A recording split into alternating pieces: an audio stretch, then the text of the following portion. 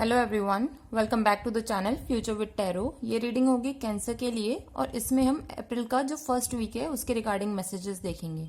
Means 4 अप्रैल से लेकर 10 अप्रैल का जो टाइम पीरियड है।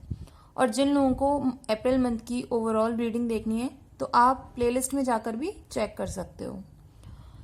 सबसे पहली चीज मैं अगर आपको बोल दूं ना, अप्रैल का जो ये फर्स्ट वीक होने वाला है आपके लिए बहुत ज्यादा अच्छा होने वाला है। ठीक है, और ये मैं इसलिए बोल रही हूँ क्योंकि इसमें ऑलमोस्ट सारे ही कार्ड्स इतने ज्यादा अच्छे आए हैं कि अभी तक की रीडिंग में मुझे नहीं लगता कि किसी में आए होंगे।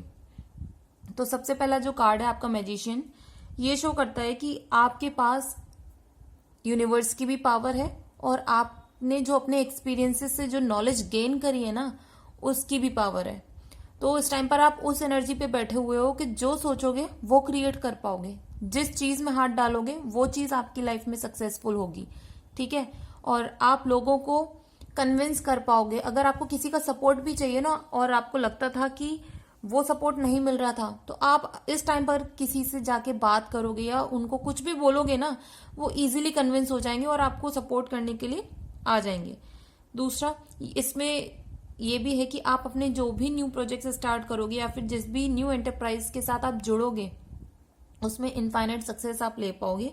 लेकिन एक चीज बोलूंगी कि जैसे कि आपके उसमें अपॉर्चुनिटीज आ रही है ना, तो थोड़ा सा अपने साथ के जो लोग हैं, मीन्स फैमिली लाइफ से नहीं बोल रही हूँ, करियर वाइज बोल रही हूँ, जो आपके कलीग्स हैं या जो आप जिनके साथ आप मिलके काम करते हो, थोड़ा सा उनसे संभल के रहना। संभल के रहना इन द सेंस कि उनके ऊपर भी ध्यान देके चलना। ये नहीं है कि आप जो भी डिफिकल्टीज तो नहीं कहूंगी, लेकिन अगर वो कुछ आपके लाइफ में हर्डल क्रिएट करना चाहते हैं तो उनको आप रोक पाओगे। ऐसा नहीं कि वो बहुत बड़े हर्डल्स होंगे, ऐसा कुछ भी नहीं है।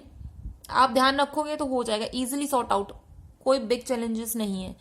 और इसलिए और बोल रही हूँ क्योंकि नेक्स्ट कार्ड उसका है 6 ऑफ वॉन्ड्स का। 6 नंबर ही अबंडेंस का कार्ड होता है और अब ये वॉन्ड्स का जो एनर्जी होती है ना, वो बहुत ज्यादा फायरी एनर्जी को शो करता है।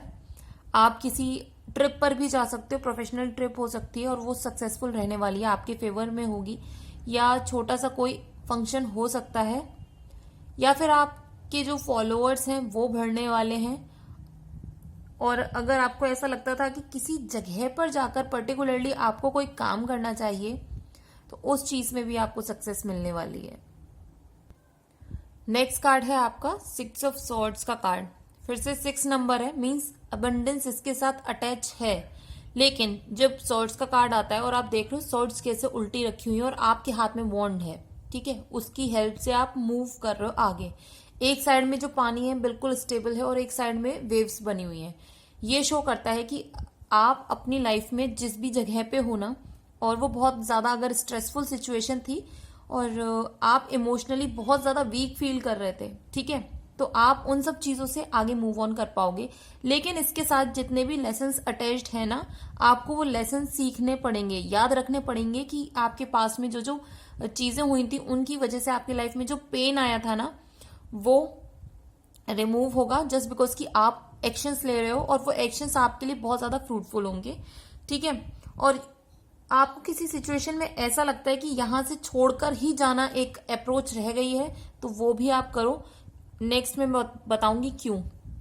ठीक है, दूसरा, आप किसी न्यू रोल के लिए भी मूव कर सकते हो और आपको ऐसा लगता है कि मैं अपनी फैमिली को छोड़ के आगे बढ़ रहा हूं या फिर मेरी फैमिली पीछे छूट जाएगी, तो इसमें परेशान होने की जरूरत नहीं है। थोड़ी बहुत प्रॉब्लम्स आएंगी कि आपकी फैमिली बोले कि नहीं आप जाओ, हम नहीं जाना चाहते, बट अपनी फैमिली को भी लेके जाना। इसका भी बहुत बड़ा रीजन इसलिए है क्योंकि नेक्स्ट कार्ड है 10 ऑफ कप्स का, 10 ऑफ पेंटिकल्स का। आपका मूवमेंट लिखा हुआ है, भले ही वो मूवमेंट पेनफुल हो, स्ट्रेसफुल हो, कितना ही आपको मतलब ब्लॉकेजेस आए, ठीक है, रुकना मत इस टाइम पर। क्योंकि ये जो कप्स के एनर्जी और पेंटिकल्स की एनर्जी शो कर रही है कि जितना भी आपके पास पैसा है ना, पहले तो जितना पैसा है आप उसी में कोशिश करोगे अपनी फैमिली को जितनी खुशियां देना चाहते हो वो सारी दे पाओ। आपके बच्चे हैं, आपके पार्टनर हैं या फिर आपके पेरेंट्स हैं, ठीक है, आप अगर कहीं पे भी शिफ्ट करते हो वहां पे आप अपनी फैमिली को खुश रख पाओगे जितना भी पैसा उसमें। नेक्स्ट है कार्ड 10 ऑफ पेंटिकल्स का, तो ये शो करता है वहां सेटल होने के बाद आपके फाइनेंसेस में बहुत इंक्रीमेंट होगा। मींस वो जो मूवमेंट की एनर्जी है ना, वो आपको बहुत हेल्प करेगी। जितनी ग्रोथ आपने अभी जिस भी पोजीशन पे की है ना, उससे बहुत ज्यादा आप क्रिएट कर पाओगे, तो बेहतर होगा। ये जगह को छोड़ के तो जाना पड़ेगा। देखो कभी कभी दिल के करीब कुछ चीजों को हमें छोड़ के जाना पड़ता है, स्टिल आप करो, ठीक है। और थोड़ा सा रिग्रेट जरूर होगा कि भाई ठीक है, हमारे को यहाँ पे बहुत सारी चीजें मिली थी, इसने हमें ग्रो करवाया है अपनी लाइफ में, लेकिन मूव ऑन करने के लिए मस्ट कार्ड है यहाँ पर। और ये भी है कि आप अपने पेट्स का भी ध्यान रखना, क्योंकि वो आप उनको भी या तो वहां पर जाने के बाद कोई पेट्स परचेज कर सकते हो। और मेटेरियलिस्टिक जितनी भी चीजें चाहिए ना, वो सारी 10 ऑफ पेंटिकल्स का जो कार्ड है वो शो करता है। नेक्स्ट कार्ड है आपका 8 ऑफ पेंटिकल्स का। तो आप देख सकते हो ना इमेज उस पर्सन की, वो कैसे बेंच पर बैठकर एक एक कॉइन को अपने हाथों से मतलब उसके ऊपर जो स्टार की जो इमेज है ना उसको बना रहा है। तो ये क्या शो करता है कि आप स्टार की एनर्जी में आ सकते हो। स्टार की एनर्जी, स्टार कार्ड की एनर्जी ऐसी होती है कि आप अपनी लाइफ में अपने एक्शंस की वजह से बैलेंस क्रिएट कर पाओगे, फुलफिलमेंट ला पाओगे, हर तरीके से हैप्पीनेस ला पाओगे, चाहे वो मटेरियल वर्ल्ड की हो, चाहे वो आपके पर्सनल लाइफ से रिलेटेड क्यों ना हो, ठीक है। दूसरा मैसेज ये भी है कि आप जो है मेहनत करने से मत घबराना, क्योंकि आप पीछे देख सकते हो किस तरीके से वो कासल बनी हुई है। मतलब आप एक छोटा सा घर खरीदोगे, उसके बाद अपनी मेहनत से उस घर को मेंशन में भी बदल सकते हो, कासल में भी बदल सकते हो। मतलब ये सिर्फ और सिर्फ आपके हार्डवर्क पे डिपेंड करेगा। जस्ट बिकॉज कि आप मैजिशियन की एनर्जी में हो, तो ऑब्वियसली आपको ही अपने लिए स्टेप्स लेने पड़ेंगे। और जो कह लीजिए कि यूनिवर्स भी आपको प्रॉपर सपोर्ट कर रहा है, ठीक है।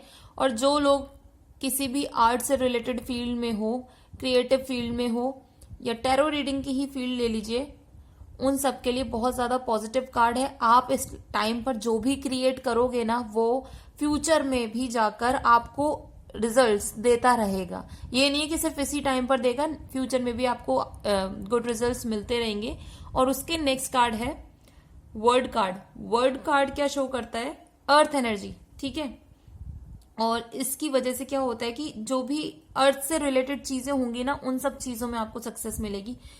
दूसरा, आप मैंने बोला था कि 6 ऑफ सॉर्ड्स का कार्ड है, तो आप जिस जगह पे हो वहां से आपको कहीं और मूव करना ही पड़ेगा। तो वर्ड कार्ड भी यही शो करता है कि आपकी लाइफ में चेंज ऑफ प्लेस हो सकता है, ठीक है। और कोई लॉन्ग टर्म प्रोजेक्ट है, या फिर आप पढ़ने के लिए कुछ भी करना चाहते हो, ठीक है, या फिर कोई मेजर इवेंट है ना आप अपनी लाइफ में चाहते हो कि वो हो, तो वो सारी चीजें होने वाली हैं। नेक्स्ट मैसेज आपके लिए है कि मैरिज के लिए भी ये पॉसिबिलिटी क्रिएट कर रहा है, और वो अच्छी पॉसिबिलिटी है। दूसरा, आप एमिग्रेशन के लिए भी ये राइट टाइम है आपका। बर्थ ऑफ अ चाइल्ड भी हो सकती है। आप अपने पार्टनर के साथ अगर कोई भी प्लान्स बना रहे हो अपनी फैमिली को एनहेंस करने के लिए, तो ये भी राइट टाइम है उसका। नेक्स्ट कार्ड है 2 ऑफ कप्स का कार्ड। तो ये क्या शो कर रहा है कि पर्सनल लाइफ में आप अगर किसी के साथ कनेक्टेड हो या फिर सिंगल भी हो, तो आप किसी न किसी एक ऐसे पर्सन के साथ एनर्जी आपकी मैच करेगी जो कि आपके जितना ही इमोशनली स्टेबल होगा। फाइनेंशियली मैं बोलूं तो आप जितने स्टेबल हो उतने ही स्टेबल वो भी इंसान होंगे।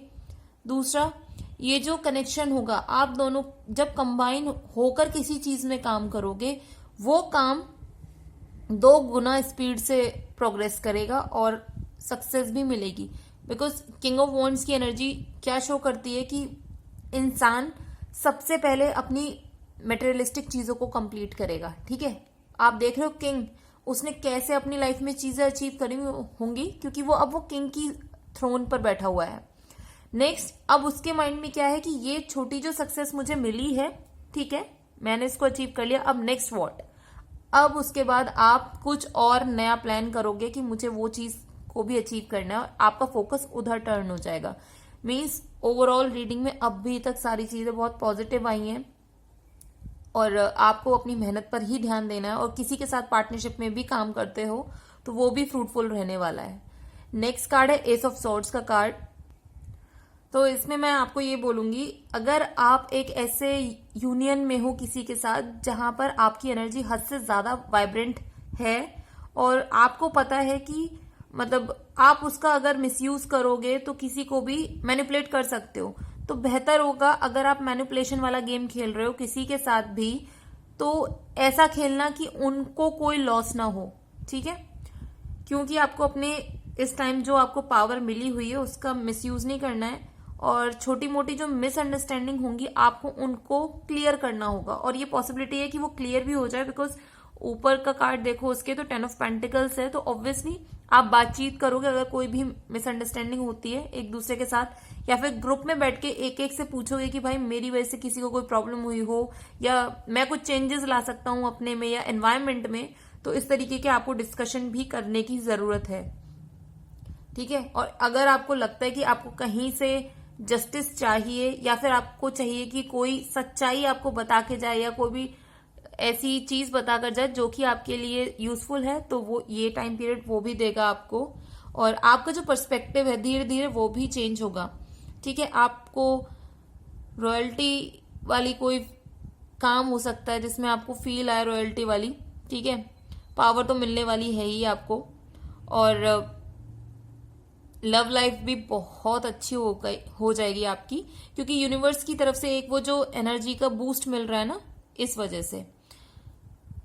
लेकिन आपको हर एक चीज में ना बस एस ऑफ सॉर्ड्स का बस यही होता है, क्योंकि वो सॉर्ड्स का कार्ड है, तो मेंटल क्लैरिटी आपको प्रोवाइड तो होगी। इस वजह से आपको क्या करना है कि अपनी कम्युनिकेशन को क्लियर रखना है, और ज्यादा हर चीज में ना एक्सट्रीम कंडीशंस में नहीं जाना है आपको, ठीक है।